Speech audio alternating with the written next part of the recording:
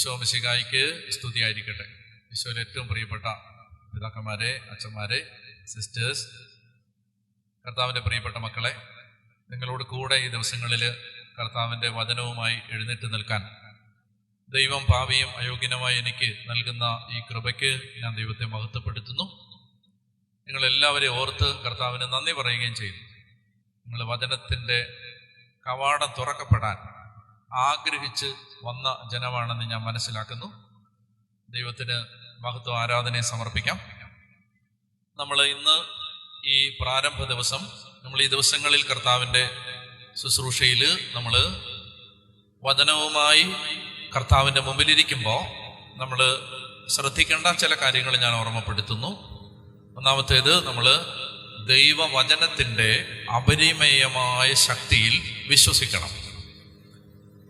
അതായത് സാത്താൻ നമ്മുടെ ജീവിതത്തെ അങ്കലാപ്പിലാക്കാൻ, ആശയക്കുഴപ്പത്തിലാക്കാൻ, സമാധാനം നഷ്ടപ്പെടുത്താൻ പിശാച് ചെയ്യുന്ന ഏറ്റവും പ്രധാനപ്പെട്ടൊരു മേഖലയാണ് അടിസ്ഥാന കാര്യങ്ങളിലുള്ള വിശ്വാസം എടുത്തു കളയുക എന്നുള്ളത്. ഞാൻ ഒന്നുകൂടെ പറയാം.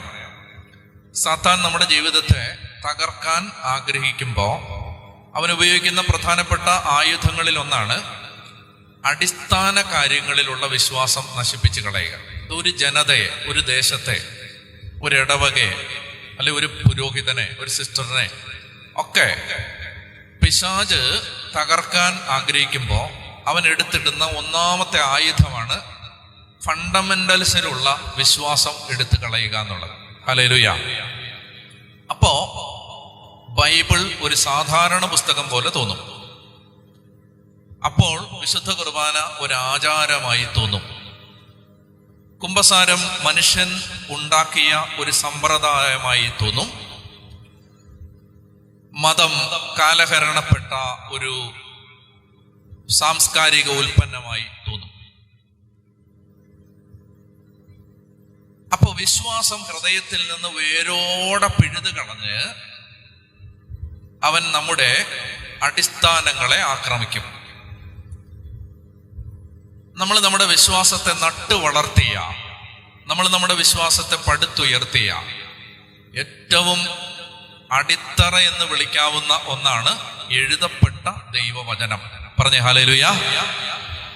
Catechism of the Catholic church അതിന്റെ 103-ാമത്തെ ഖണ്ഡികയിൽ, മതബോധന ഗ്രന്ഥം അതിന്റെ 103-ാമത്തെ ഖണ്ഡികയിൽ പറയും, കഴിഞ്ഞ 2000 വർഷങ്ങളായി തിരുസഭ കർത്താവിൻ്റെ ഗ്രന്ഥത്തെ, കർത്താവിൻ്റെ വചനത്തെ, കർത്താവിൻ്റെ ശരീരത്തെ എന്ന വണ്ണം ആദരിച്ചിരുന്നു. ഞാൻ ഒന്നുകൂടെ പറയാം. കാറ്റഗിസം പറയുകയാണ്, വേദപുസ്തകത്തെ, എഴുതപ്പെട്ട ബൈബിളിനെ സഭ കാണുന്നത് കർത്താവിൻ്റെ ശരീരത്തെ എന്ന വണ്ണം ആണ്. എന്ന് പറഞ്ഞാൽ ദിവ്യകാരുണ്യ ശരീരത്തെ പോലെ തന്നെയാണ് എഴുതപ്പെട്ട വചനത്തെയും സഭ കാണുന്നത്. പറഞ്ഞേ ഹല്ലേലൂയ. അതായത് ദിവ്യകാരുണ്യത്തോട് ആദരവ് കാണിക്കാൻ നമുക്ക് പ്രത്യേകിച്ച് ആരും പറഞ്ഞു തരേണ്ടതില്ല. എന്നാൽ ബൈബിളിനോടുള്ള ആഭിമുഖ്യം കാലാകാലങ്ങളായി പലപ്പോഴും നമ്മുടെ ജനതയ്ക്ക് നഷ്ടപ്പെട്ടിട്ടുണ്ട്.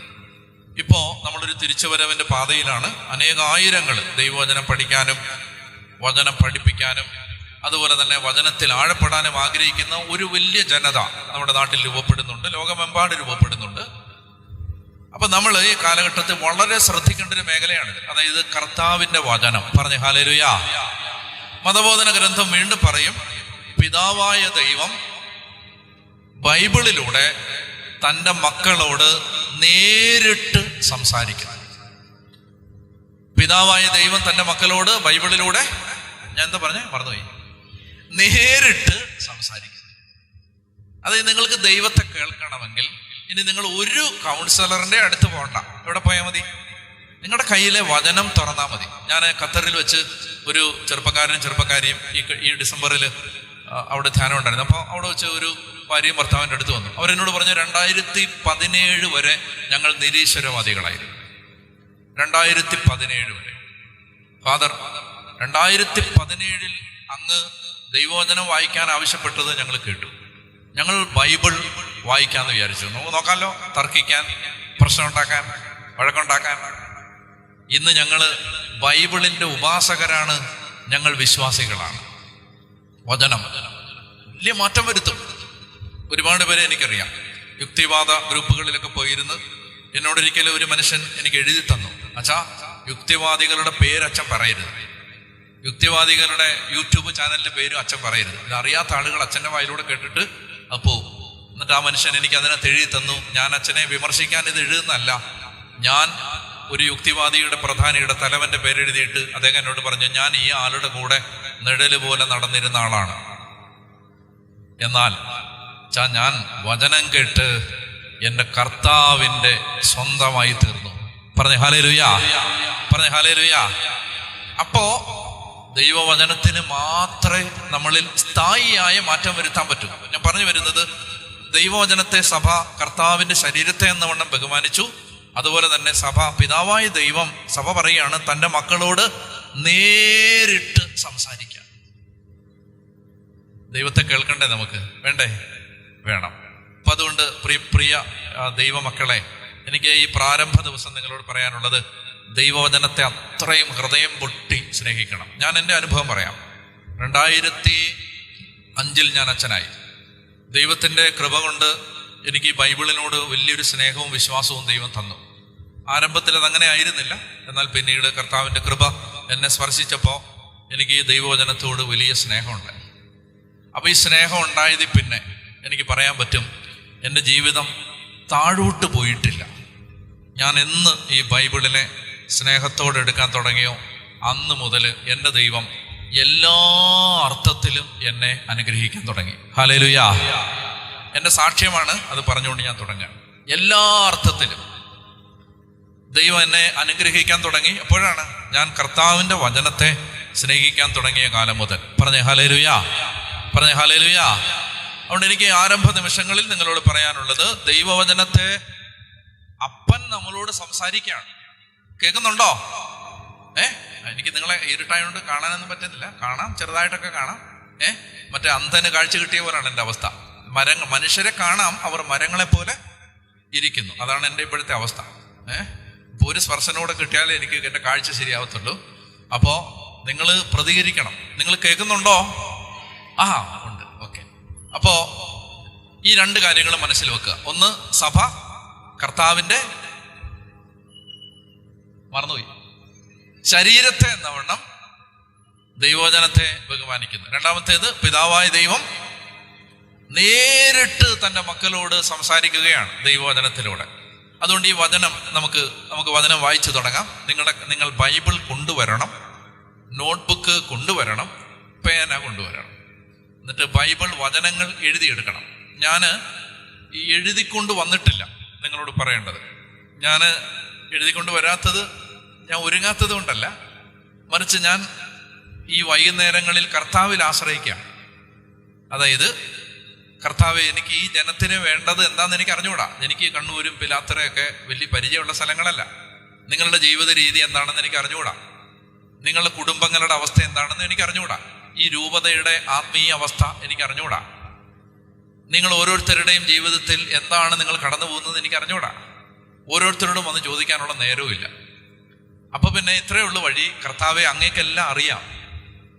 ഈ പത്രോസ് പറഞ്ഞ പോലാണ്, നിനക്കെല്ലാം അറിയാലോ. എസെക്കിയേൽ പറഞ്ഞ പോലാണ്, നിനക്കറിയാലോ. കർത്താവെ, നിനക്കറിയാം. അതുകൊണ്ട് നീ ഇവരോട് സംസാരിക്കണം. ഞാൻ ഒരു ചാനലായിട്ട് നിൽക്കാം. ഞാനിങ്ങനെ ഒരു ചാനലായിട്ട് ഇവിടെ നിൽക്കാം. നീ സംസാരിക്കണം. ഇവരോട് പറയേണ്ടത് എൻ്റെ തലയിൽ നീ കൊണ്ടുവന്ന് തരണം. ഞാൻ അവരോട് പറയാം. ഇത്രയുള്ള എൻ്റെ ജോലി. അപ്പം ഞാൻ ഈ പോസ്റ്റ്മാൻ്റെ ജോലിയാണ് ഈ ദിവസങ്ങളിൽ ചെയ്യുന്നത്. കത്തയക്കുന്നത് ദൈവമാണ്, കത്ത് കൊണ്ടുതരുന്ന ആളുടെ ജോലിയാണ് എൻ്റെ ജോലി. അതുകൊണ്ട് ഞാൻ ഇങ്ങനെ കർത്താവിൽ ആശ്രയിച്ച് നിൽക്കുകയാണ്. കർത്താവ് ഒരു തലയിൽ ഒരു വചനം തരുമ്പോൾ ഞാൻ പറയും. അപ്പോൾ നിങ്ങളത് എഴുതിയെടുക്കണം, വായിക്കണം, ഉച്ചത്തിൽ വായിക്കണം, ഒരുമിച്ച് വായിക്കണം. അപ്പോൾ ആ വചനത്തിൻ്റെ ശക്തി വ്യാപരിക്കും. പിതാവായ ദൈവം തൻ്റെ മക്കളോട് നേരിട്ട് സംസാരിക്കുകയാണ്. അപ്പോൾ അത് അവിടെ ഒരു ദൈവശക്തി രൂപപ്പെടും. അവിടെ അന്തരീക്ഷം എല്ലാം മാറും. കർത്താവിൻ്റെ വലിയ പ്രസൻസ് രൂപപ്പെടും. ഹല്ലേലൂയ. അപ്പോൾ അത് നമുക്ക് വായിക്കാം. ജെറമിയ പ്രവചനം 1-ാമത്തെ അധ്യായം. ബൈബിൾ ഉള്ളവരെടുക്കാം. ജെറമിയ പ്രവചനം അധ്യായം 1, അതിൻ്റെ 11-ാമത്തെ വാക്യം. ജെറമിയ പ്രവചനം അധ്യായം 1 വാക്യം 11. ജെറമിയ ചാപ്റ്റർ 1 വേഴ്സ് 11 വായിക്കാം. കർത്താവ്, ഉച്ചത്തിൽ വായിക്കണേ, കർത്താവ് എന്നോട് ചോദിച്ചു, ജെറമിയ നീ എന്ത് കാണുന്നു? അപ്പൊ ജെറമിയായോട് കർത്താവ് ചോദിക്കുകയാണ്. എന്താ ചോദിച്ചത്? ജെറമിയ നീ എന്ത് കാണുന്നു? ഞാൻ മറുപടി പറഞ്ഞു. എന്താ മറുപടി പറഞ്ഞത്? ജാഗ്രതാ വൃക്ഷത്തിന്റെ ഒരു ശാഖ. ജെറമിയ പറഞ്ഞു ജാഗ്രതാ വൃക്ഷം എന്ന് പറഞ്ഞാൽ ബദാം ട്രീ, ബദാം മരം. അപ്പൊ അതിന് ജാഗ്രതാ വൃക്ഷം എന്നൊരു പേരുണ്ട് അവരുടെ നാട്ടില്. അപ്പോ ജെറമിയ നീ എന്ത് കാണുന്നു? കേൾക്കുന്നുണ്ടോ? ജെറമിയ നീ എന്ത് കാണുന്നു? ഞാൻ എന്ത് മറുപടി പറഞ്ഞു? ജാഗ്രതാ വൃക്ഷത്തിന്റെ ഒരു ശാഖ. ദൈവം പറഞ്ഞു നീ കണ്ടത് ശരിയാണ്, അതാണ് നീ കാണണമെന്ന് ഞാൻ ആഗ്രഹിച്ചത്, നീ കണ്ടത് ശരിയാണ്. അടുത്ത വാക്യം, എൻ്റെ വചനം പൂർത്തിയാക്കാൻ ഞാൻ ജാഗ്രതയോടെ കാത്തിരിക്കുന്നു. പറഞ്ഞു ഹല്ലേലൂയ. ഇതാണ് ദൈവത്തിന്റെ സ്വഭാവം. ദൈവം അരുളി ചെയ്ത വചനം പൂർത്തിയാക്കാൻ ദൈവം ജാഗ്രതയോടെ കാത്തിരിക്കുകയാണ്. അതായത് ഒരു വചനം നിങ്ങൾ ഏറ്റെടുത്താൽ, ഒരു വചനം നിങ്ങൾ വിശ്വസിച്ചാൽ, ആ വചനം പൂർത്തിയാക്കാൻ ദൈവം ജാഗ്രതയോടെ കാത്തിരിക്കുകയാണ്. വിശ്വസിക്കുന്നവർ ഒരാമയും പറയുക. അതായത് ദൈവം, അതായത് നിങ്ങൾ എഴുതപ്പെട്ട 36,000-ലധികം വാക്യങ്ങളുള്ള ഈ ബൈബിളിലെ ഒരു വചനം നിങ്ങൾ വിശ്വസിച്ചാൽ ആ വചനം നിങ്ങളിൽ പൂർത്തിയാക്കാൻ ദൈവം ജാഗ്രതയോടെ കാത്തിരിക്കുന്നു. വിശ്വസിക്കുന്നവർ ആമയും പറയുക. ഹല്ലേലൂയ. അപ്പൊ അതാണ് അതിൻ്റെ അവസ്ഥ. ഞാൻ ഒരിക്കലും കർത്താവിനോട് പറഞ്ഞു, കർത്താവേ അങ്ങൊരു വചനം പറഞ്ഞിട്ടുണ്ട്, സങ്കീർത്തനം 2:8 അങ്ങൊരു വചനം പറഞ്ഞിട്ടുണ്ട്, എന്നോട് ചോദിച്ചു കൊള്ളുക, ഞാൻ നിനക്ക് ജനതകളെ അവകാശമായി തരും, ഭൂമിയുടെ അതിരുകൾ നിനക്ക് അധീനമാകും. ഇതാണ് സങ്കീർത്തനം 2:8. കേട്ടാ മതി. അപ്പൊ ഞാൻ ഇങ്ങനെ കർത്താവിനോട് പറഞ്ഞു, എൻ്റെ കർത്താവേ ഈ വചനം ഞാൻ വിശ്വസിക്കുന്നു. എന്താണ് ആ വചനം? എന്നോട് ചോദിച്ചു കൊള്ളുക, ഞാൻ നിനക്ക് ജനതകളെ അവകാശമായി തരും, ഭൂമിയുടെ അതിരുകൾ നിനക്ക്. അപ്പൊ ഞാൻ ഇങ്ങനെ പ്രാർത്ഥിച്ചു, എൻ്റെ കർത്താവേ എനിക്ക് 5 ഭൂഖണ്ഡങ്ങളിലും പോയി എനിക്ക് ഈ ബൈബിൾ പറയണം. നീ ചോദിച്ചാൽ തരാന്നല്ലേ പറഞ്ഞേ? എന്നോട് ചോദിച്ചു കൊള്ളുക, ഞാൻ നിനക്ക് ജനതകളെ അവകാശമായി തരും, ഭൂമിയുടെ അതിരുകൾ നിനക്ക് അധീനമാവും. ഞാൻ അത് പ്രാർത്ഥിച്ചു. ഒരു 2-3 വർഷത്തിനുള്ളിൽ കർത്താവ് ആ ആഗ്രഹം പൂർത്തീകരിക്കാനുള്ള കൃപ തന്നു. 5 ഭൂഖണ്ഡങ്ങളിലും കൊണ്ടുപോയി നിർത്തി ദൈവവചനം പ്രസംഗിപ്പിച്ചു. പറഞ്ഞ ഹല്ലേലൂയ. അത് ഇത്രയേ ഉള്ളൂ. അതിന് അമാനുഷിക ശക്തിയൊന്നും വേണ്ട. നിങ്ങൾ അസാധാരണക്കാരെന്ന് മാറണ്ട. ഒരു എഴുതപ്പെട്ട വചനം നിങ്ങൾ വിശ്വസിച്ചാൽ അത് പൂർത്തിയാക്കാൻ ദൈവം ജാഗ്രതയോടെ കാത്തിരിക്കുന്നു. അവർക്ക് പറഞ്ഞേ ഹല്ലേലൂയ. അതായത് വേറൊരു കാര്യം ഞാൻ പറയാം. അതായത് ഞാൻ ഞാനിപ്പോഴും വികാരിച്ചനാണ്. എനിക്ക് കുഞ്ഞു പള്ളികളാണുള്ളത്. അത് ഒരു കുഞ്ഞു പള്ളിയിൽ ഞാൻ ചെല്ലുമ്പോൾ ശനിയാഴ്ച രാത്രി ആ പള്ളിയിലെ കപ്പ്യാര് എന്നെ വിളിക്കുമായിരുന്നു. മഴയുള്ള രാത്രികളിൽ വിളിക്കുന്നതിൻ്റെ ഉദ്ദേശം ഇതായിരുന്നു, മഴ പെയ്യുമ്പോൾ പള്ളി മുഴുവൻ ചോരും. ചെറിയൊരു ഓടിട്ട കെട്ടിടം, അത് മുഴുവൻ ചോർന്ന് ആൾത്താരയിലെല്ലാം വെള്ളമാവും, ആളുകൾ നിൽക്കുന്ന സ്ഥലത്തെല്ലാം വെള്ളമാവും. ഈ മനുഷ്യന് തുടച്ച് വൃത്തിയാക്കാൻ പറ്റുന്ന ഒരു സമയമുണ്ടെങ്കിൽ അദ്ദേഹം തുടച്ച് വൃത്തിയാക്കിയിട്ട് കുർബാനയ്ക്ക് എല്ലാം ഒരുക്കും. എന്നാൽ പെരുമഴയാണെങ്കിൽ അദ്ദേഹം എന്നെ വിളിക്കും, വെച്ചാൽ നാളെ കുർബാന ഉണ്ടോന്നാണ് ആ വിളിക്കുന്നതിൻ്റെ അർത്ഥം. അതായത് മഴ പെയ്ത് ചോർന്ന് കിടക്കുന്ന ഒരു പള്ളി. അപ്പൊ ഞാൻ അവിടെ ചെന്നേ ഉള്ളൂ. ആ ജനത്തോട് ഞാൻ പറഞ്ഞു, എൻ്റെ പ്രിയ മക്കളെ, നമുക്ക് പള്ളി പണിയണം അല്ലേ? അവർ പറഞ്ഞു, അച്ഛാ ഞങ്ങൾ പള്ളി പണിയാനുള്ള പ്ലാൻ ഉണ്ടാക്കിയിട്ടുണ്ട്, കളക്ടറേറ്റിൽ നിന്ന് അതിനുള്ള പെർമിഷൻ കിട്ടിയിട്ടുണ്ട്, എല്ലാം റെഡിയാണ്. അപ്പൊ ഞാൻ പറഞ്ഞു, പണം വേണ്ടേ? പണം. അവർ പറഞ്ഞു 13,000 രൂപയുണ്ടെന്ന് പറഞ്ഞു. ഞങ്ങളുടെ കൂലിപ്പണിക്കാരാണല്ല, 13,000 രൂപയുണ്ട്, പള്ളി പണിയാനാണ്. അവർ തന്നിരിക്കുന്ന പ്ലാൻ അനുസരിച്ച് ആ പള്ളി പണി തീരണമെങ്കിൽ ഒരു 70 ലക്ഷം രൂപയോ. എത്ര രൂപയുണ്ട്? 13,000. അപ്പൊ ഞാൻ അവരോട് ചോദിച്ചു, നിങ്ങളെന്നെ കളിയാക്കാണോ? അവർ പറഞ്ഞു, അച്ഛാ ഞങ്ങളുടെ അതേ ഉള്ളൂ. അപ്പൊ ഞാൻ ചോദിച്ചു, പിന്നെ എന്ത് ഭാവിച്ചിട്ടാണ് നിങ്ങൾ ഈ വലിയ പ്ലാനൊക്കെ വരച്ചു വെച്ചിരിക്കുന്നത്? അവര് പറഞ്ഞു, അച്ഛാ ഞങ്ങള് പോയി പിരിക്കാച്ചാ. എവിടെ? ഞങ്ങൾ പൈസ ഉള്ളവരുടെ അടുത്തെല്ലാം പോയിട്ട് ചോദിക്കാം, എന്ത്? ഞങ്ങൾ പള്ളി പണിയാണ്, ഞങ്ങളെ സഹായിക്കാവോ.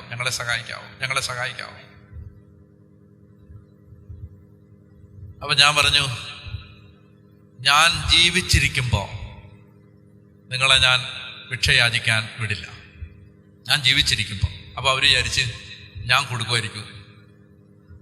ഞാൻ ജീവിച്ചിരിക്കുമ്പോൾ നിങ്ങളെ ഞാൻ ഭിക്ഷയാചിക്കാൻ വേണ്ടി വിടില്ല. ഇതെല്ലാം ഭിക്ഷയാചീരാണ്. എന്ത് സഹായിക്കാവോ, ഹെൽപ്പ് ചെയ്യാവോ. അപ്പൊ അവര് എന്നോട് പറഞ്ഞു, അച്ഛാ അപ്പ എങ്ങനെയാണ്? ഞാൻ പറഞ്ഞു, എനിക്ക് ഒരു ദൈവത്തെ അറിയാം, എനിക്കൊരു അപ്പനെ അറിയാം. ആ അപ്പനൊരു പ്രത്യേകതയുണ്ട്. ആ അപ്പന്റെ പ്രത്യേകത, ആ അപ്പൻ മഹാസമ്പന്നനാണ്. ആ അപ്പന്റെ പ്രത്യേകത, ആ അപ്പൻ ഈസ് ഇമ്മൻസ്ലി റിച്ച്. തന്റെ മഹത്വത്തിന്റെ സമ്പന്നതയിൽ നിന്ന് നിങ്ങൾക്ക് ആവശ്യമുള്ളതെല്ലാം തരാമെന്ന് അദ്ദേഹം പറഞ്ഞിട്ടുണ്ട്. അപ്പൊ ഞാൻ പറഞ്ഞു, ആ ദൈവം ഈ ബൈബിളിൽ എഴുതി തന്നിട്ടുണ്ട്, നിങ്ങൾ ഒരിടത്തും പോകണ്ടെന്ന്, പോയി പിരിക്കണ്ടെന്ന് പറഞ്ഞ. ഹല്ലേലൂയ. അങ്ങനെ പറഞ്ഞിട്ടുണ്ട്. പോയി പിരിക്കണ്ട, എന്ത് ചെയ്യാം, ഞാൻ കൊണ്ടുവന്ന് തന്നോളാം. അവർക്ക് പറഞ്ഞേ ഹല്ലേലൂയ, പറഞ്ഞേ ഹല്ലേലൂയ, ഹല്ലേലൂയ. അപ്പൊ അങ്ങനെ, അപ്പൊ അവര് പറഞ്ഞു, അതെങ്ങനെയാണ്, അതെവിടെയാണ് അച്ഛാ? ഞാൻ പറഞ്ഞു, ഞാൻ പറഞ്ഞു തരാം. നിങ്ങൾ ആ വചനം ഞാനിപ്പോ പറയുമ്പോ വിശ്വസിക്കണം. ഞാൻ കുറച്ച് ഉദാഹരണങ്ങൾ പറഞ്ഞു. അതായത് നമ്മൾ ഒരിടത്തും പോകണ്ട, ആരോടും ചോദിക്കണ്ട, ആവശ്യമുള്ളതെല്ലാം ദൈവം നമ്മുടെ കയ്യിൽ നമ്മളായിരിക്കുന്ന സ്ഥലത്ത് എത്തിച്ചു തന്നോളൂ.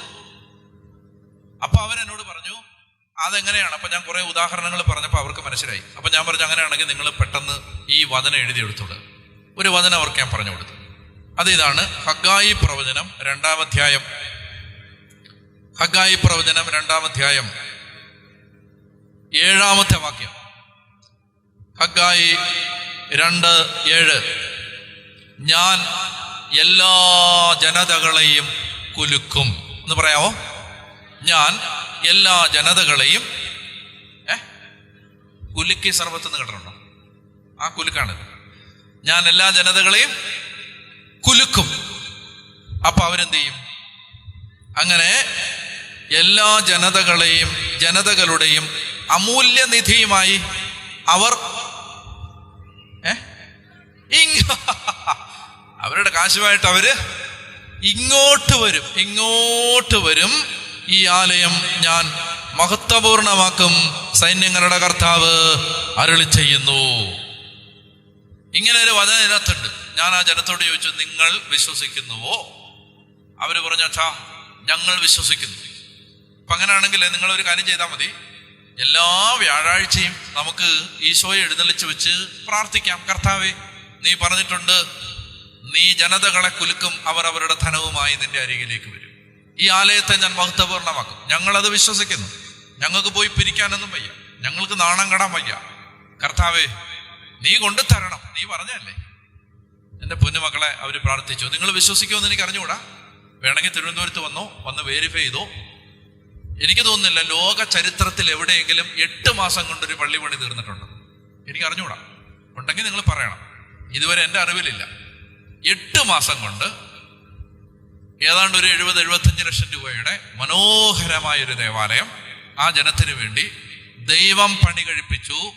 ആ ജനത്തിന് 1 രൂപ പോലും നഷ്ടമില്ല എന്ന് മാത്രമല്ല, മിച്ചം വന്നു. പറഞ്ഞ ഹല്ലേലൂയ. അപ്പൊ നിങ്ങൾ വിചാരിക്കും, ദാനിയേലച്ചന്റെ സ്വാധീനം. ഒരു പുക്കച്ചോളയില്ല, എനിക്ക് ഒരു സ്വാധീനമില്ല. ഞാൻ ആരോടെങ്കിലും കാശ് ചോദിക്കുന്നത് നിങ്ങൾ കേട്ടിട്ടുണ്ടോ? ഞാൻ ചോദിക്കത്തില്ല. പറഞ്ഞ ഹല്ലേലൂയ, പറഞ്ഞ ഹല്ലേലൂയ. അതായത് ഇത് ആരോടും പറഞ്ഞിട്ടില്ല. അതായത് ഞാൻ പറഞ്ഞിട്ടില്ല, ഞാനൊരു പള്ളി പണിയുന്നു, നിങ്ങൾ സഹായിക്കണം, പ്രാർത്ഥിക്കണമെന്ന് പോലും പറഞ്ഞിട്ടില്ല. എന്തെന്നറിയാമോ? ജനത്തെ ദൈവം അറിയിച്ചു. ദൈവം. ചില ആളുകൾ ഇങ്ങോട്ട് വരും, വന്നിട്ട് അവർ പറയുകയാണ്, അച്ഛാ അച്ഛന് പള്ളിയുണ്ടോ? ഉണ്ട്. എവിടെ അച്ഛാ? അവിടെയാ. ഞാൻ വന്നോട്ടെ അച്ഛാ? വന്നു. അവര് വരുമ്പോ, അച്ഛാ പള്ളി പണിയാണോ അച്ഛാ? അതെ. അച്ഛാ ഞാൻ സഹായിക്കട്ടെ അച്ഛാ? സഹായിച്ചു. പറഞ്ഞേ ഹല്ലേലൂയ. അതായത് അറിയാത്തവര്, നമ്മൾ കണ്ടിട്ടില്ലാത്തവര്, കേട്ടിട്ടില്ലാത്തവര്, ഈ ജനത്തിന് പരിചയമില്ലാത്തവര്. ഞാൻ നിങ്ങളോട് പറയുകയാണ്, കഴിഞ്ഞ 19 കൊല്ലമായിട്ട് എൻ്റെ ജീവിതത്തിൽ ഞാനിത് എൻ്റെ കണ്ണുകൊണ്ട് കാണുന്നതാണ്. എഴുതപ്പെട്ട ഒരു വചനം ദൈവത്തിന്റെ മക്കൾ വിശ്വസിച്ചാൽ അത് പൂർത്തിയാക്കാൻ ദൈവം ജാഗ്രതയോടെ കാത്തിരിക്കുന്നു. അവരൊക്കെ പറഞ്ഞേ ഹല്ലേലൂയ, പറഞ്ഞേ ഹല്ലേലൂയ. അപ്പൊ അതുകൊണ്ട് ദൈവവചനം പൂർത്തീകരിക്കപ്പെടും. വചനം വെറുതെ പോവില്ല. വചനത്തിന് അങ്ങനെ വെറുതെ പോവാൻ പറ്റില്ല. അതുകൊണ്ടൊരു വചനം വായിക്കാം. യെശയ്യാ പ്രവചനം 55-ാമത്തെ അധ്യായം. യെശയ്യാ 55. പെട്ടെന്ന് എടുക്കുക. യെശയ്യാ പ്രവചനം 55-ാമത്തെ അധ്യായം. അവിടെ യെശയ്യാ 55 10 മുതലുള്ള വാക്യങ്ങൾ. യെശയ്യാ 55 10 മുതൽ. നിങ്ങൾ ബൈബിൾ എടുത്ത് ഉറക്കെ വായിച്ചെന്നെ സഹായിക്കണം. യെശയ്യാ 55 10 മുതൽ വായിക്കാം. മഴയും മഞ്ഞും ആകാശത്ത് നിന്നും വരുന്നു, അങ്ങോട്ട് തിരികെ മടങ്ങാതെ ഭൂമിയെ നനയ്ക്കുന്നു. അത് സസ്യങ്ങൾ മുളപ്പിച്ച് ഫലം നൽകി, വിതയ്ക്കാൻ വിത്തും ഭക്ഷിക്കാൻ ആഹാരവും ലഭ്യമാക്കുന്നു. എൻ്റെ അധരങ്ങളിൽ നിന്ന് പുറപ്പെടുന്ന വാക്കും അങ്ങനെ തന്നെ. ഫലരഹിതമായി അത് തിരിച്ചു വരില്ല. എൻ്റെ ഉദ്ദേശം അത് നിറവേറ്റും. ഞാൻ ഏൽപ്പിക്കുന്ന കാര്യം വിജയപ്രദമായി ചെയ്യും. ഹല്ലേലൂയ. മാറ്റമില്ലാത്ത ദൈവത്തിന്റെ സനാതന വചനം പറയുന്നു, മഴയും മഞ്ഞും ആകാശത്തു നിന്നും വരുന്നു, അങ്ങോട്ട് തിരികെ മടങ്ങാതെ. മഴയും മഞ്ഞും ആകാശത്തു നിന്നും വരുന്നു, അത് അങ്ങോട്ട് തിരികെ മടങ്ങാതെ ഭൂമിയെ നനയ്ക്കുന്നു. വിതയ്ക്കാൻ വിത്തും ഭക്ഷിക്കാൻ ആഹാരവും ലഭ്യമാക്കുന്നു. എൻ്റെ അധരങ്ങളിൽ നിന്ന് പുറപ്പെടുന്ന വാക്കും അങ്ങനെ തന്നെ. അത് ഉന്നതത്തിൽ നിന്ന് വരുന്നു, ഈ ഭൂമിയിൽ അത് വ്യാപരിക്കുന്നു. ഇവിടെ അത് ഫലമുളവാക്കുന്നു, ഇവിടെ അത് വിത്തുണ്ടാക്കുന്നു, ചോറുണ്ടാക്കുന്നു, ഇവിടെ അത് ഫലമുണ്ടാക്കുന്നു. വചനം പറയുകയാണ്, എൻ്റെ അധരങ്ങളിൽ നിന്ന് പുറപ്പെടുന്ന വാക്കും അങ്ങനെ തന്നെ. ഫലരഹിതമായി അത് തിരിച്ചു വരില്ല. വിശ്വസിക്കുന്നവരെ രാമൻ പറഞ്ഞു, ഫലരഹിതമായി അത് തിരിച്ചു വരില്ല. ഫലരഹിതമായി അത് തിരിച്ചു വരില്ല. ഹല്ലേലൂയ. ലോകത്തിലെ ഏത് ബുക്കിൽ എഴുതപ്പെട്ട ഏത് വാക്യവും ഗുണമില്ലാതെ പോയാലും ക്രൈസ്തവന്റെ വിശുദ്ധ ഗ്രന്ഥത്തിൽ എഴുതപ്പെട്ടൊരു വാക്ക് പ്രയോജനപ്പെടാതെ പോവില്ല. ഹല്ലേലൂയ. അതാണ് ദൈവത്തിന്റെ വാക്കാണ്, ദൈവത്തിന്റെ വാഗ്ദാനം. ഞാൻ കോളേജ് അധ്യാപനം ഉപേക്ഷിച്ച് മുഴുവൻ സമയ സുവിശേഷ വേലയിലേക്ക് തിരിയാൻ എന്നെ പ്രേരിപ്പിച്ചത് ആ അനുഭവമാണ്. ഞാൻ പകൽ സമയത്ത് കോളേജിൽ പഠിപ്പിക്കുമ്പോൾ കുട്ടികൾക്ക് ക്ലാസ്സിലൊക്കെ അവർ വരും, അവർക്ക് സന്തോഷമായിരുന്നു. ഇപ്പോഴും എൻ്റെ കുട്ടികൾ എന്നെ വിളിക്കാറുണ്ട്, എനിക്കും ഇഷ്ടമായിരുന്നു. പക്ഷെ എന്നെ വല്ലാതെ പിടിച്ചുലച്ചത്, ഞാൻ 2 കൊല്ലം 3 കൊല്ലം 4 കൊല്ലം ഈ കുട്ടികളെ ഒരേ ക്ലാസ്സിലെ ക്ലാസ് ടീച്ചറായിട്ട് ഞാൻ പഠിപ്പിച്ചിട്ടും എൻ്റെ കുട്ടികൾക്ക് എന്നോട് സ്നേഹമുണ്ട്, എനിക്ക് അവരോട് സ്നേഹമുണ്ട്. പക്ഷേ അവരുടെ ജീവിതത്തിലൊന്നും നിർണായകമായൊരു സ്വാധീനം ചെലുത്താൻ ഞാൻ പഠിപ്പിച്ച സാഹിത്യത്തിനോ ഷേക്സ്പിയറിനോ ബൈറണോ ബേക്കണോ വേർഡ്സ്വർത്തിനോ ഷെല്ലിക്കോ കീറ്റ്സിനോ ഒന്നും പറ്റുന്നില്ലെന്ന് എനിക്ക് മനസ്സിലായി. അതായത് ഞാൻ പഠിപ്പിച്ചുകൊണ്ടിരുന്നത് ലോക സാഹിത്യത്തിലെ ഉത്കൃഷ്ട ഗ്രന്ഥങ്ങളാണ് ഞാൻ ആ കുട്ടികളെ പഠിപ്പിക്കുന്നത്. അതാണ് സിലബസിൽ പഠിപ്പിക്കാനുള്ളത്. ലോക സാഹിത്യത്തിലെ മഹാസാഹിത്യകാരന്മാരുടെ, വലിയ മനുഷ്യരുടെ ഉദാത്ത രചനകൾ, കാലത്തെ അതിജീവിക്കുമെന്ന് മനുഷ്യൻ പ്രവചിച്ച ഉത്കൃഷ്ട രചനകൾ, അതാ പഠിപ്പിക്കുന്നത്. പക്ഷെ ആ രചനകൾക്ക് ഹൃദയങ്ങളെ സ്വാധീനിക്കാൻ കഴിവില്ലെന്ന് എനിക്ക് മനസ്സിലായി. എന്നാൽ വൈകുന്നേരങ്ങളിൽ പാവപ്പെട്ട സ്ഥലങ്ങളിൽ, കോളനികളിൽ, തീരപ്രദേശങ്ങളിൽ, പാവപ്പെട്ട മനുഷ്യർ ജീവിക്കുന്ന സ്ഥലങ്ങളിൽ ഞാൻ ഈ ബൈബിളുമായി പോകുമായിരുന്നു. പോയിരുന്ന് ചെറിയ കൂട്ടങ്ങളെ 50 പേര് 100 പേര് 150 പേര് ചെറിയ ഗ്രൂപ്പുകളെ ഞാൻ ദൈവവചനം പഠിപ്പിക്കും. വൈകുന്നേരങ്ങളിൽ ഞാനൊരു കാഴ്ച കണ്ടു. 4 കൊല്ലമൊന്നും വേണ്ട, ഒറ്റ രാത്രി, ഒരു സന്ധ്യ, ഒരു സായാഹ്നം വേണ്ട, 1 മണിക്കൂർ ദൈവവചനത്തിൽ നിന്ന് എന്തെങ്കിലും സംസാരിക്കുമ്പോൾ മാരക രോഗികൾ എഴുന്നേറ്റോടുന്നത് മുതൽ മഹാക്രിമിനലുകൾ മാനസാന്തരപ്പെടുന്നത് വരെ എൻ്റെ കണ്ണുകൊണ്ട് ഞാൻ കണ്ടപ്പോൾ എനിക്ക് മനസ്സിലായി, ലോകത്തുള്ള മറ്റേത് ഗ്രന്ഥത്തെക്കാളും വിലപ്പെട്ട ഗ്രന്ഥമാണ് കർത്താവ് മാനവരാശിക്ക് സമ്മാനിച്ച വിശുദ്ധ വേദപുസ്തകമെന്ന്. അതാണ് ഞാൻ ഈ മുഴുവൻ സമയ സുവിശേഷ വേലയിലേക്ക് തിരിയാൻ എന്നെ സഹായിച്ച ഏറ്റവും പ്രധാനപ്പെട്ട ഘടകങ്ങളിലൊന്ന്. പറയാം ഹല്ലേലൂയ, പറഞ്ഞ ഹല്ലേലൂയ. അതുകൊണ്ട് ഞാൻ പറയാണ്, എൻ്റെ ജീവിതം കൊണ്ട്, എൻ്റെ ഹൃദയത്തിലെ ചോര കൊണ്ട് ഞാൻ എഴുതിത്തരാം, നിങ്ങളിത് വിശ്വസിക്കുക. ഈ Bible is an extra ordinary book given to humanity. This is something so exceptional, so unique, so extraordinary that no book ever written in the universe can replace this particular book given by God. ദൈവം തന്ന ഈ ഗ്രന്ഥത്തെ മറികടക്കാനോ അതിന് പകരം വെക്കാനോ മറ്റൊരു ഗ്രന്ഥം ഈ ഭൂമിക്കില്ല. ഇത് മാത്രമാണ് വിശുദ്ധ ഗ്രന്ഥം, ഇത് മാത്രമാണ് തിരുവെഴുത്ത്, ഇത് മാത്രമാണ് ദൈവം അരുളി ചെയ്തത്. പറഞ്ഞ ഹല്ലേലൂയ, പറഞ്ഞ ഹല്ലേലൂയ. അതുകൊണ്ട് നിങ്ങളുടെ പുസ്തകം എടുക്കണം, പുസ്തകം എടുത്ത് വായിക്കണം. എടുത്ത് വായിക്കാന്ന് ഒരിക്കൽ ആഗസ്തീനോസിനോട് ദൈവത്തിന്റെ ആത്മാവ് പറഞ്ഞു, എടുത്ത് വായിക്കുക. അന്ന് ആഗസ്തീനോസ് മദ്യത്തിനും അതുപോലെ തന്നെ ദുർനടപ്പിനും ലഹരിക്കും ഒക്കെ അടിമയായിരുന്ന ഒരു ചെറുപ്പക്കാരൻ, ആഭാസനായിരുന്നു. ആഥൻസിന്റെ തെരുവുകളിലെ ആഭാസന്മാരിൽ ഒരാൾ. അപ്പൊ ഈ മനുഷ്യനോട് ദൈവത്തിന്റെ ആത്മാവ് പറഞ്ഞു, എടുത്തു വായിക്കുക. അയാൾ വായിക്കാത്ത ഒരു പുസ്തകവും ആ വീട്ടിലുണ്ടായിരുന്നില്ല. അയാളുടെ കണ്ണുകൾ ഇങ്ങനെ എടുത്തു വായിക്കാന്ന് പറഞ്ഞപ്പോ എന്തെടുത്ത് വായിക്കാനാണെന്ന് ആകുലപ്പെട്ട അയാളുടെ കണ്ണുകൾ ഇങ്ങനെ പരതി നടക്കുമ്പോൾ അയാൾ കണ്ടു, അമ്മ മോനിക്ക വായിച്ചിട്ട് മടക്കി വെക്കാതെ അമ്മയുടെ കണ്ണീര് വീണ് നനഞ്ഞ ഒരു ഗ്രന്ഥം. അയാൾ ഇന്ന് വരെ കൈകൊണ്ട് തൊട്ടിട്ടില്ലാത്തൊരു പുസ്തകം. അമ്മയുടെ കണ്ണീര് വീണ, അമ്മയുടെ നെടുവീർപ്പുകൾ അടയിരിക്കുന്ന ഈ പുസ്തകം അയാൾ മേശപ്പുറത്തിരിക്കുന്നത് കണ്ടു. അയാൾ അത് എടുത്തു. ജീവിതത്തിൽ ആദ്യമായിട്ട് അയാളുടെ വിരലുകൾ കൊണ്ട് വിശുദ്ധ ഗ്രന്ഥത്തെ സ്പർശിച്ചു. തുറന്നു. അമ്മ തുറന്നു വെച്ചിരിക്കുന്ന ഭാഗം അത് അയാൾ വായിക്കാൻ തുടങ്ങി. അത് റോമാലേഖനത്തിന്റെ 13-ാം അധ്യായമായിരുന്നു. റോമാലേഖനത്തിന്റെ 13-ാം അധ്യായത്തിലൂടെ ആഗസ്തീനോസിന്റെ ഹൃദയത്തെ കീറിമുറിക്കുന്ന ദൈവത്തിന്റെ വാക്കുകൾ സംസാരിക്കപ്പെട്ടു. റോമാലേഖനം 13-ാം അധ്യായം 11 മുതലുള്ള വാക്യങ്ങൾ. Romans 13:11 onwards. റോമാലേഖനം 13-ാം അധ്യായം 11 മുതൽ വായിക്കാം. ഇതെല്ലാം ചെയ്യുന്നത് കാലത്തിന്റെ പ്രത്യേകതകൾ അറിഞ്ഞുകൊണ്ട് വേണം. നിദ്ര വിട്ട് ഉണരേണ്ട മണിക്കൂറാണല്ലോ ഇത്. എന്തെന്നാൽ ഇപ്പോൾ രക്ഷ നമ്മൾ ആരും പ്രതീക്ഷിച്ചിരുന്നതിനേക്കാൾ കൂടുതൽ അടുത്തെത്തിയിരിക്കുന്നു. രാത്രി, ഉറക്കെ വായിക്കാമോ? രാത്രി കഴിയാറായി, പകൽ സമീപിച്ചിരിക്കുന്നു. ആകയാൽ നമുക്ക് അന്ധകാരത്തിന്റെ പ്രവൃത്തികൾ പരിത്യജിച്ച് പ്രകാശത്തിന്റെ ആയുധങ്ങൾ ധരിക്കാം. പകലിന് യോജിച്ച വിധം നമുക്ക് പെരുമാറാം.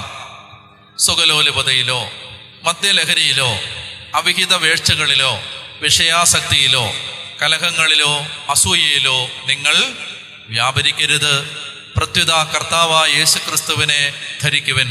ദുർമോഹങ്ങളിലേക്ക് നയിക്കത്തക്ക വിധം ശരീരത്തെപ്പറ്റി ചിന്തിക്കാതിരിക്കുവിൻ. ഈ വാക്യങ്ങൾ അദ്ദേഹം വായിച്ചപ്പോ അദ്ദേഹത്തിന്റെ ഹൃദയത്തിലേക്ക് ദൈവവചനമാകുന്ന വാൾ തുളച്ചു കയറി. അതയാളെ പരിക്കേൽപ്പിച്ചു. അതാണ് വിശുദ്ധ ആഗസ്തീനോസിലേക്ക് നടന്ന ഒരു ദൂരം നടന്നു തീർക്കാൻ അദ്ദേഹം ആരംഭിക്കുന്ന ഒരു യാത്ര തുടങ്ങുന്നത് എവിടെയാണ്? വിശുദ്ധ ആഗസ്തീനോസിലേക്കുള്ള ദൂരം. അത് തുടങ്ങുന്നത് ഒരു ദൈവവചനത്തിൽ നിന്നാണ്. അവർക്ക് പറഞ്ഞേ ഹല്ലേലൂയാ. മദർ തെരേസയുടെ ജീവിതത്തെ മാറ്റിമറിച്ചത് ഒരു ദൈവവചനമാണ്. ഡാർജിലിംഗിൽ ഒരു വാർഷിക ധ്യാനത്തിൽ പങ്കെടുക്കാൻ ട്രെയിനിൽ യാത്ര ചെയ്യുമ്പോൾ വിരസവേളകളിൽ ബൈബിൾ എടുത്ത് വായിക്കുന്ന പതിവുണ്ടായിരുന്നു.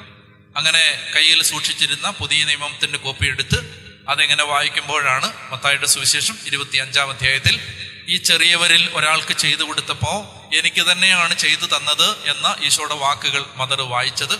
അന്ന് ആ കൊച്ചു സിസ്റ്ററാണ്. ആ വാർഷിക ധ്യാനത്തിലേക്ക് പോകുന്നതിനിടയിലാണ്, ഈ തീവണ്ടി യാത്രക്കിടയിലാണ് ഈ അമ്മ, ഈ സിസ്റ്റർ ഇത് വായിക്കുന്നത്.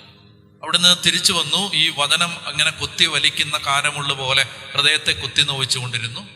അങ്ങനെ ജീവിതത്തിൽ അസമാധാനം ഈ വചനം കൊടുത്തപ്പോൾ കൽക്കട്ടയുടെ തെരുവുകളിൽ പുഴുവരിച്ച് മരിക്കുന്ന പുഴുക്കുത്തുകളെ പോലെ ജീവിതം തീർക്കുന്ന പാവപ്പെട്ട മനുഷ്യര്, 10,000-കണക്കിന് പേര്, ഊരും പേരും കുലവും കുടുംബവും അറിയാത്ത പാവങ്ങൾ, പതിത ജന്മങ്ങൾ, വീടിനും നാടിനും വേണ്ടാത്തവർ, ഉറ്റവരും ഉടയവരും, തീണ്ടാപ്പാടകലെ മാറ്റി നിർത്തിയവർ, അയിത്തം കൽപ്പിച്ച് വെളിയിലേക്ക് വലിച്ചെറിഞ്ഞവർ, സമൂഹത്തിന്റെ വിളിമ്പിലേക്കും വരമ്പിലേക്കും മാറ്റി നിർത്തപ്പെട്ടവർ, ആരാരും സ്വന്തമില്ലാത്ത, ആരും അഭയം നൽകാനില്ലാത്ത പുഴുക്കളെ പോലെ തെരുവിൽ ജീർണിച്ച് മരിക്കുന്ന പാവങ്ങളെ കണ്ടപ്പോൾ മനസ്സ് തകരുകയാണ്. മനസ്സിലിങ്ങനെ കഴുകൻ കൊത്തുന്നത് പോലെ ഹൃദയത്തെ ആരോ കുത്തി വലിക്കുകയാണ്. ഈ ചെറിയവരിൽ ഒരാൾക്ക് ചെയ്തു കൊടുത്തപ്പോഴെല്ലാം എനിക്ക് തന്നെയാണ് ചെയ്തു തന്നത്. അങ്ങനെ കൽക്കട്ട ബിഷപ്പിനെ കാണാനെത്തി. മാർപ്പാപ്പയ്ക്ക് കത്തെഴുതി. മാർപ്പാപ്പ അനുവാദം കൊടുത്തു. ഒടുവിൽ കൽക്കട്ട മെത്രാന്റെ മുമ്പിൽ മുട്ടുകുത്തി ആശീർവാദം വാങ്ങി തെരുവിലേക്ക് ഇറങ്ങുമ്പോൾ, മോളെ നിന്റെ കയ്യിൽ എന്നാ ഉണ്ടെന്ന് ചോദിച്ചു പിതാവ്. ഇങ്ങനെ 2 ശൂന്യമായ കൈത്തലങ്ങൾ ഇങ്ങനെ വിരിച്ച് കാണിച്ചിട്ട്, മുകളിൽ ആകാശം താഴെ ഭൂമി, പക്ഷെ ഉന്നതത്തിലെ ദൈവം അത്യുന്നതൻ, സർവശക്തൻ കൂടുണ്ട്, വേറെ ആരുമില്ല, ഒന്നുമില്ല പിതാവേ എന്ന് പറയുമ്പോൾ പോക്കറ്റിലേക്ക് കൈയിട്ട് അവിടുന്ന് ഒരു 5 രൂപ നാണയം എടുത്ത്, 5 രൂപ എടുത്ത് ഈ കന്യാസ്ത്രീയുടെ കയ്യിലേക്ക് വെച്ച് കൊടുത്ത്, ഇത് കൊണ്ടുപോക്കുമെന്ന് പറഞ്ഞ് മൂലധനമായിട്ട് കൽക്കട്ട ബിഷപ്പ് കൊടുത്ത 5 രൂപയുമായി കൽക്കട്ടയുടെ തെരുവിലേക്ക് ഇറങ്ങിയ ഒരു സിസ്റ്റർ. കാളികെട്ടിലെ അമ്പലത്തിലെ പൂജാരി വിട്ടുകൊടുത്തൊരൊറ്റ മുറിയിൽ പുഴുവേറ്റ് മരിക്കാൻ തുടങ്ങുന്ന ഒരു കുഷ്ഠരോഗിയെ ശുശ്രൂഷിച്ചുകൊണ്ട് ആരംഭിച്ച ഒരു മഹാപ്രസ്ഥാനം ഇന്ന് 120-ലധികം രാജ്യങ്ങളിലായി ഉപവിയുടെ സഹോദരിമാരെന്ന പേരിൽ കർത്താവിൻ്റെ പ്രസാദവും സ്നേഹവും കരുണയും ഒഴുക്കി ഒരു വടവൃക്ഷം പോലെ വളർന്നു നിൽക്കുമ്പോൾ ഈ യുഗോസ്ലോവ്യക്കാരി കന്യാസ്ത്രീ, ഈ കൊച്ചു പെൺകുട്ടി തെരേസ മദർ തെരേസയായി മാറുന്നതിനിടയിൽ നടന്നു തീർത്തൊരു ദൂരം. ആ ദൂരം നടന്നു തീർക്കുന്ന ആ യാത്ര ആരംഭിക്കുന്നത് ഒരു വചനത്തിൽ നിന്നാണ്. ഒരു വചനത്തിൽ നിന്ന്. പറഞ്ഞേ ഹല്ലേലൂയാ, പറഞ്ഞേ ഹല്ലേലൂയാ. അതായത് ഒരു ജീവിതത്തെ മേൽകീഴ് മറിക്കുന്നത്, turning a life upside down.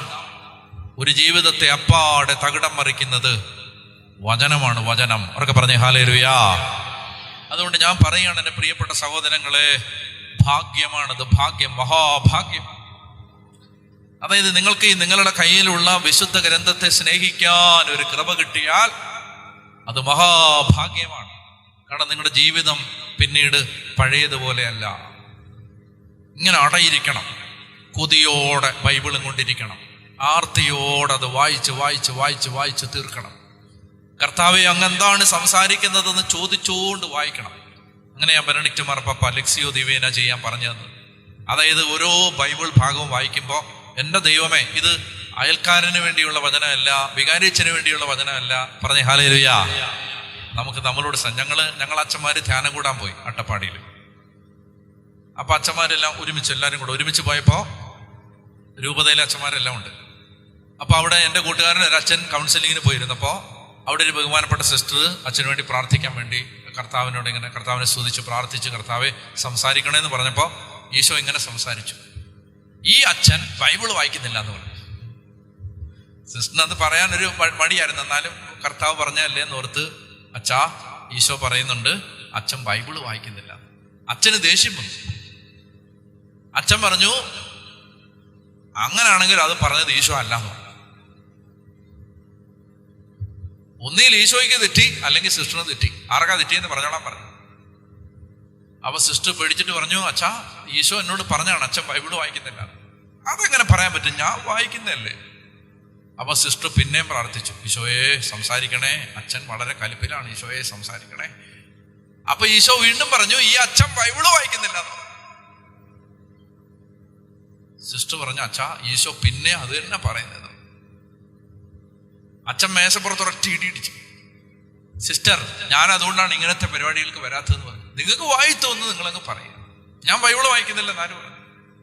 ഒന്നീ കർത്താവിന് തെറ്റി, അല്ലെ സിസ്റ്ററിന് തെറ്റി. ആർക്കാ തെറ്റിയെന്ന് വേഗം പറഞ്ഞോളാം. സിസ്റ്റർ പിന്നെയും പ്രാർത്ഥിച്ച്, ഈശോയെ അച്ഛൻ മിക്കാറും എന്നെ ഇടിച്ചിട്ട് പോകാൻ സാധ്യതയുണ്ട്, ഈശോയെ എന്നെ സഹായിക്കും. അപ്പൊ ഈശോ പറഞ്ഞു, ഈ അച്ഛൻ ബൈബിള് വായിക്കുന്നില്ല, നീ വ്യക്തമായിട്ട് അങ്ങോട്ട് പറഞ്ഞു കൊടുത്തോളാം പറഞ്ഞു. ഈ അച്ഛൻ വായിക്കുന്നുണ്ട് നാട്ടുകാർക്ക് വേണ്ടി. ഹലോ, പറഞ്ഞോളാം പറഞ്ഞു. അപ്പൊ സിസ്റ്റർ പറഞ്ഞു, അച്ഛൻ വായിക്കുന്നുണ്ട്, ഈശോ പറയുന്നു നാട്ടുകാർക്ക് വേണ്ടി. അതെന്താണ്? അച്ഛൻ എല്ലാ ഞായറാഴ്ചയും ജനത്തെ പ്രബോധിപ്പിക്കാൻ വേണ്ടി ബൈബിൾ കൃത്യമായിട്ട് വായിക്കുന്നുണ്ട്. ജീവിതത്തിൽ ഇന്ന് വരെ അച്ഛന് വേണ്ടി വായിച്ചിട്ടില്ല. ഇത് അച്ഛനോട് പറഞ്ഞാണ് ഞാൻ പറയുന്നത്. അച്ഛന്മാർക്ക് വിഷമം തോന്നല്ലേ? നിങ്ങളങ്ങനല്ല.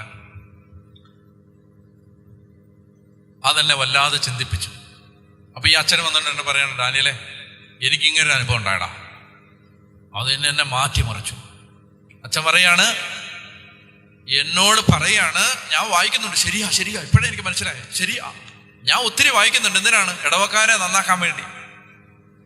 ഞാൻ വായിക്കുന്നുണ്ട് അമ്മായിമ്മയെ നന്നാക്കാൻ വേണ്ടി. ഞാൻ വായിക്കുന്നുണ്ട് എൻ്റെ മകനെ നന്നാക്കാൻ വേണ്ടി. ഞാൻ വായിക്കുന്നുണ്ട് എൻ്റെ ഭർത്താവിന് മാനസാന്തരം വരാൻ വേണ്ടി. ഞാൻ ഇന്ന് വരെ എനിക്ക് വേണ്ടി വായിച്ചിട്ടില്ല. എന്നോട് സംസാരിക്കുന്നു, എന്നോട് എൻ്റെ ദൈവം എന്നോട് സംസാരിക്കുന്നു. പറഞ്ഞേ ഹല്ലേലൂയാ, പറഞ്ഞേ ഹല്ലേലൂയാ. എൻ്റെ ദൈവം എന്നോട് സംസാരിക്കുകയാണ് ഈ വചനത്തിലൂടെ. അതുകൊണ്ട് ഈ വചനം വായിക്കുമ്പോൾ ഉത്കർഷ, ഐശ്വര്യം, അനുഗ്രഹം ഉണ്ട്. വെളിപാട് പുസ്തകം 1-ാം അധ്യായം 3-ാമത്തെ വാക്യം. വെളിപാട് പുസ്തകം 1-ാം അധ്യായം 3-ാമത്തെ വാക്യം വായിക്കേ. ഈ പ്രവചനത്തിലെ വാക്കുകൾ, ഉച്ചത്തിൽ ഈ പ്രവചനത്തിലെ വാക്കുകൾ വായിക്കുന്നവരും കേൾക്കുന്നവരും ഇതിൽ എഴുതപ്പെട്ടിരിക്കുന്നത് പാലിക്കുന്നവരും അനുഗ്രഹീതർ. ഞാൻ പറഞ്ഞുതരാം. ആവർത്തിക്കണേ. ഈ പ്രവചനത്തിലെ വാക്കുകൾ പറഞ്ഞോ. ഈ പ്രവചനത്തിലെ വാക്കുകൾ വായിക്കുന്നവരും കേൾക്കുന്നവരും പാലിക്കുന്നവരും അനുഗ്രഹീതർ. ഹല്ലേലൂയ. അതായത് ഇത് വായിച്ചാൽ പോലും അനുഗ്രഹം, കേട്ടാൽ അനുഗ്രഹം, പാലിച്ചാൽ കൂടുതൽ അനുഗ്രഹം. ഹല്ലേലൂയാ. നിങ്ങൾക്ക് ബൈബിൾ വായിച്ചാലും കേട്ടാലും, കണ്ടോ, കേട്ടാലും പാലിച്ചാലും അനുഗ്രഹം. സങ്കീർത്തനം 1 എടുക്കുക. സങ്കീർത്തനങ്ങൾ 1 പെട്ടെന്ന് എടുക്കുക. വായിക്കാം, 1 മുതൽ വായിക്കാം. സങ്കീർത്തനങ്ങൾ 1 മുതൽ. സാംസ് 1 വായിക്കാം. ദുഷ്ടരുടെ ഉപദേശം സ്വീകരിക്കുകയോ പാപികളുടെ വഴിയിൽ വ്യാപരിക്കുകയോ പരിഹാസകരുടെ പീഠങ്ങളിൽ ഇരിക്കുകയോ ചെയ്യാത്തവൻ ഭാഗ്യവാൻ. എന്ന് പറഞ്ഞാൽ എന്താ? അതായത് ഈ ലോകത്തുള്ള മനുഷ്യന് സന്തോഷം തരുന്ന ഒരുപാട് കാര്യങ്ങളുണ്ട്.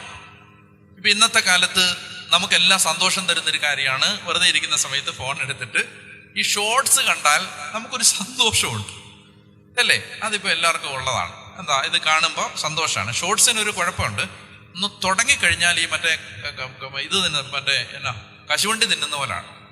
2 എണ്ണം തിന്നാന്ന് വിചാരിച്ച് നമ്മൾ തുടങ്ങിയത്, പക്ഷെ 27 എണ്ണം തിന്നിട്ടാണ് നിർത്തിയത്. അത് അങ്ങനെ ഒരു കുഴപ്പമുണ്ട്. അതായത് അങ്ങനെയുള്ള സാധനങ്ങളൊക്കെ തിന്നു തുടങ്ങിയാൽ പിന്നെ അത് നിർത്താൻ പറ്റില്ല എന്ന് പറഞ്ഞ പോലെയാണ് ഷോർട്സ് ഇങ്ങനെ 1 എണ്ണം കണ്ടിട്ട് 2 എണ്ണം കണ്ടിട്ട് നിർത്താന്ന് പറഞ്ഞാൽ പിന്നെ നമ്മൾ 45 മിനിറ്റ് കഴിഞ്ഞാണ് നമ്മൾ അവിടുന്ന് എഴുന്നേറ്റത്. അങ്ങനെ പ്രശ്നമുണ്ടത്. അപ്പോൾ അത് നമുക്ക് സന്തോഷം തരുന്നതാണ്. പക്ഷെ നിങ്ങളൊന്ന് ആലോചിച്ചിട്ടുണ്ടോ? ഫേസ്ബുക്കിലാവട്ടെ, യൂട്യൂബിലാവട്ടെ, ഓൺലൈൻ മാധ്യമങ്ങളിലാവട്ടെ, മഹാഭൂരിപക്ഷവും വരുന്നത് മറ്റ് മനുഷ്യരുടെ കുറവുകളാണ്. ആണോ?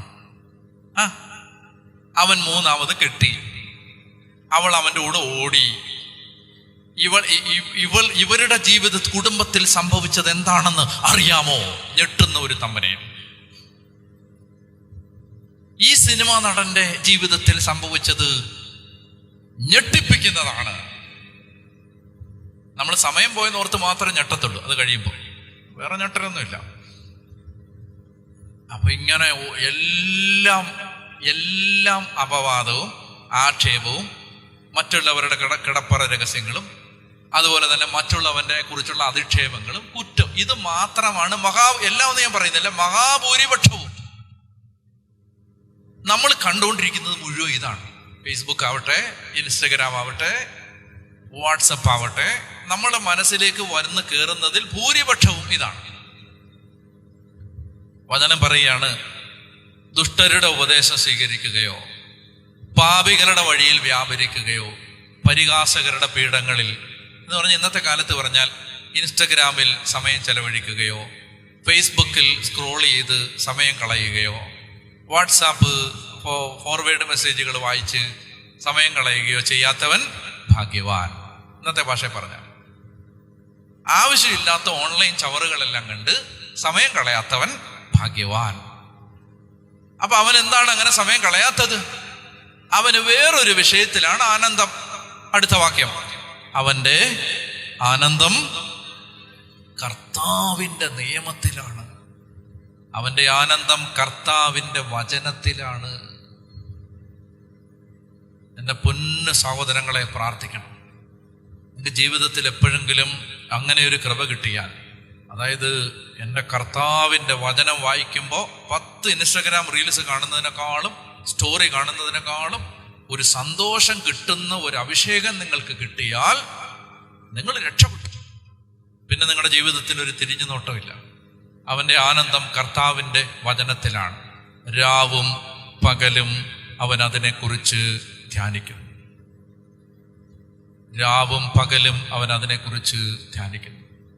നീർച്ചാലിനരികെ നട്ടതും യഥാകാലം ഫലം തരുന്നതും ഇല കൊഴിയാത്തതുമായ വൃക്ഷം പോലെയാണ് അവൻ. പറഞ്ഞേ ഹല്ലേലൂയാ, പറഞ്ഞേ ഹല്ലേലൂയാ, പറഞ്ഞേ ഹല്ലേലൂയാ, ഹല്ലേലൂയാ.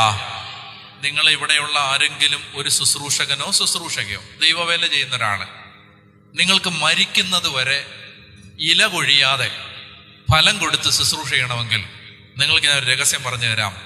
നിങ്ങളുടെ ആനന്ദം ഈ കർത്താവിൻ്റെ വചനത്തിലാണെങ്കിൽ നിങ്ങൾക്ക് ജരാനരകളില്ല, വാർദ്ധക്യമില്ല, നിങ്ങൾക്ക് ക്ഷീണമില്ല, മടുപ്പില്ല.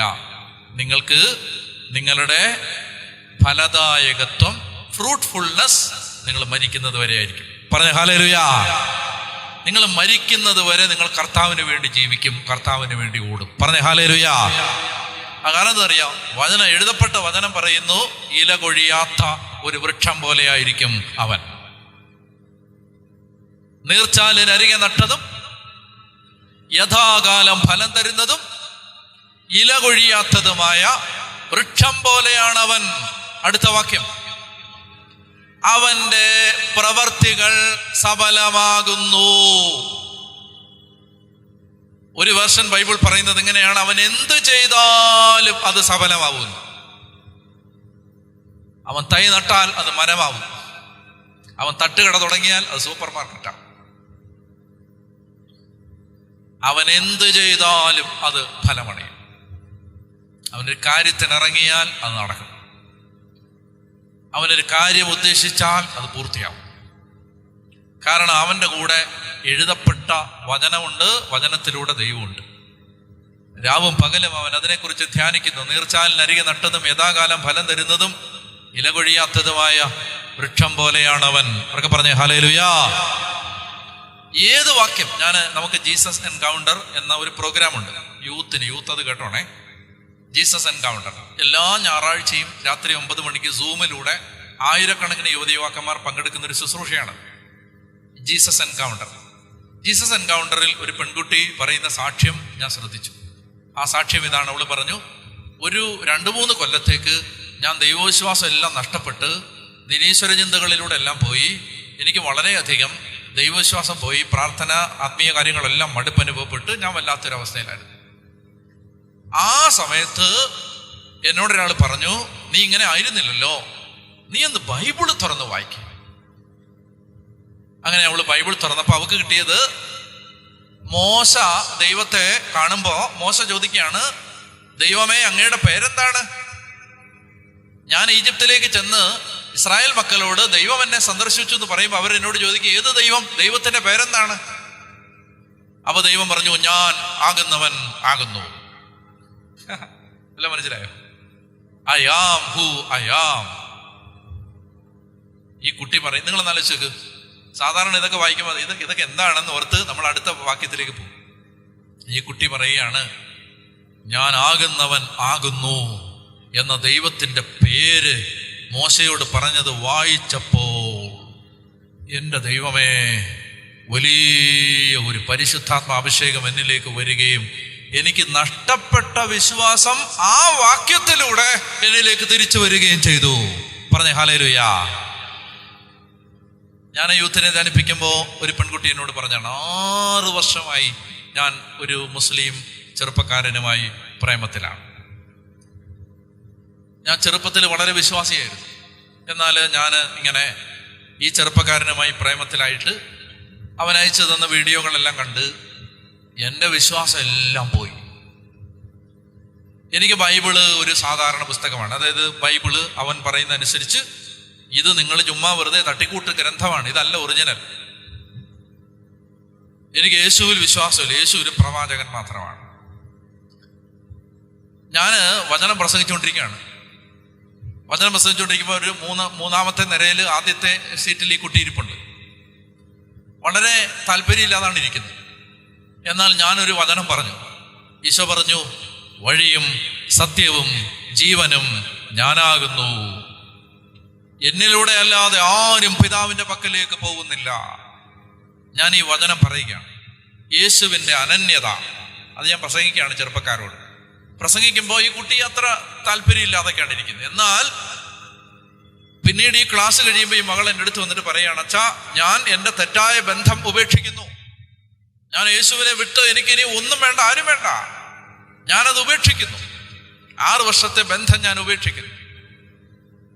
അവൾ എന്നോട് പറയുകയാണ്, അച്ഛൻ പറഞ്ഞില്ലേ, വഴിയും സത്യവും ജീവനും നീയാകുന്നു, നിന്നിലൂടെ അല്ലാതെ ആരും പിതാവിന്റെ അടുക്കലേക്ക് പോകും. ഈ വചനം പറഞ്ഞപ്പോ അവള് പറയാണ്, എന്റെ തലയിലേക്ക് എന്തോ ഒന്ന് കോരിയിട്ടു ആരോ. അർത്ഥം അറിഞ്ഞിട്ടല്ല, വ്യാഖ്യാനം അറിഞ്ഞിട്ടല്ല, പറഞ്ഞ വാക്കിന്റെ വ്യാപ്തി മനസ്സിലായിട്ടല്ല, ഇന്റൻസിറ്റി അറിഞ്ഞിട്ടല്ല, ആഴങ്ങൾ അറിഞ്ഞിട്ടല്ല, ഒന്നുമല്ല. ഇന്റർപ്രിട്ടേഷൻസ്, വ്യാഖ്യാനങ്ങൾ, കമന്ററികൾ ഒന്നുമില്ല. ഒരു വചനം അതങ്ങനെ ചുരികക്കുത്ത് പോലെ അകത്ത് അന്തരാത്മാവിൻ്റെ ആഴങ്ങളിലേക്ക് ഇങ്ങനെ തിരികെ കയറ്റി വിട്ടു ദൈവം. ഒരു പെൺകുട്ടി ജീവിതം മുഴുവൻ അപ്പാടെ തിരിച്ച് മറിച്ച് ജീവിതത്തെ സത്യസന്ധമായ ദൈവത്തിൻ്റെ പദ്ധതികളിലേക്ക് തിരിച്ചു വിട്ടിട്ട് യാത്ര പോകും. എത്ര ആയിരം ജീവിതങ്ങൾ ഞാൻ കണ്ടിട്ടുണ്ട്. ഞാൻ പറയുകയാണ് ഈ സന്ധ്യ, എൻ്റെ പ്രിയപ്പെട്ട മക്കളെ, മരിക്കുന്നതിന് മുമ്പ് ഈ ബൈബിൾ എടുത്ത് ആർത്തിയോടെ കൊതിയോടെ വായിക്കുന്നൊരു അഭിഷേകം പ്രാപിച്ചിട്ട് മരിക്കണം. പറഞ്ഞ ഹല്ലേലൂയ. ഞാൻ ഒരു വിൽപ്പത്രം എഴുതും, അതിനകത്ത് ഒറ്റ വരിയേ ഉള്ളൂ. ആ വരി ഇതാണ്: എൻ്റെ ബൈബിൾ എൻ്റെ നെഞ്ചത്ത് വെച്ച് അടക്കണം. ജീവിക്കാൻ എന്നെ സഹായിച്ച പുസ്തകമാണ്. അതുകൊണ്ട് ഈ ബൈബിൾ ആരും എടുത്തുകൊണ്ട് പോകാതെ നോക്കണം. ഇതെൻ്റെ നെഞ്ചത്ത് വെച്ചിട്ടേ ശവപ്പെട്ടി അടയ്ക്കാവൂ. കാരണം എൻ്റെ ജീവിതത്തെ മീനിങ് ഫുൾ ആവാൻ സഹായിച്ച പുസ്തകമാണ്.